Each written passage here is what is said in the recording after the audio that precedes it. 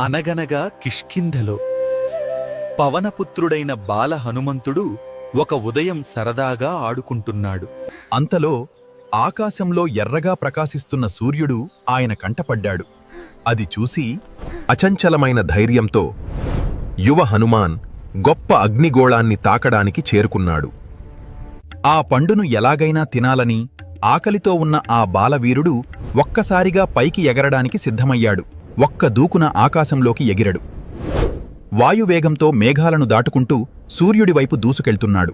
ఎంత వేడిని అయినా లెక్కచేయక సూర్యుడిని చేరి ఆ పండును నోట్లో వేసుకోవడానికి నోరు తెరిచాడు. సూర్యుడు మరుగవుతుండటంతో లోకమంతా చీకటి కమ్ముకుంది.